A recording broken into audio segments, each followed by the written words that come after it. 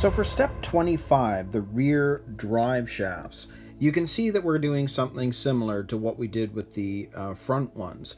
So I've pulled the two out right here. We've got our bearings, we've got our E-clips, and there's also these four little pieces, C14s. And you'll notice that it's showing one circle and one is there looks like a little flat spot. Now, I don't know yet if these make any difference, but you can see that there is a flat spot on the top of each of them. It may just be that that's how it came on the parts tree. It may not have anything to do with anything, but we'll see.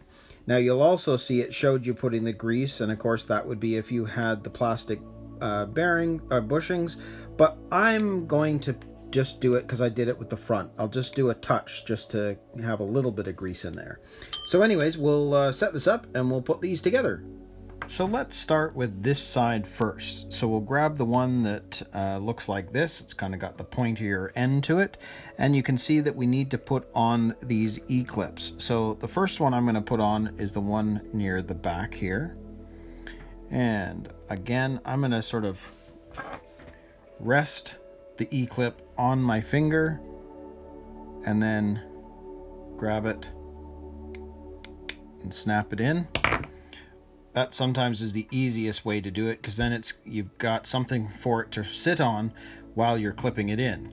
Now you can see here it's showing you that there's this little plastic piece that's got to go onto there first, and then it shows the bearing, which would sit like that, and then it's showing you putting on another one of those plastic pieces just like that, and then we put on the next E-clip. So ultimately it's going to look like that when it's finished. Now what I'm going to do is, just because, I'm going to put a little bit of grease on here, and not much, so we can slide this back, and I kind of spin it on, grab the bearing, put that on, slide it around, and then grab that plastic piece again, and it's all there. And then we're going to grab our E-clip and we'll get that onto there just like that. Same idea, I'll just let it sit on my finger and we'll snap this in. So there we go. That is ultimately what that side is going to look like. And you can see on this side, it's just the bearing. And again, I'm just going to do just a little bit of grease just because I did it with the other side. Not much, but we'll slide that on. And so once that is finished, that is essentially what it looks like. So now we can move on to the other one. So same sort of thing. It looks like we need to put the E-clip on. So again, let's grab our E-clip. Put my finger there. Take the pliers. Snap it on. There we go. That is on. And then we're going to slide these bits on. So I'm going to just put a little bit of grease, yes, somewhere, just a little bit here.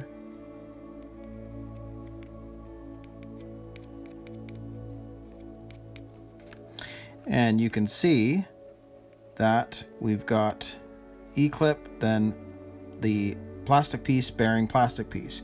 Now I put it on the reverse way, so we're going to slide it from the back. We're going to have the plastic piece, the bearing, and the plastic piece.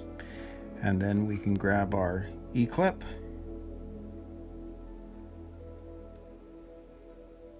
Same idea.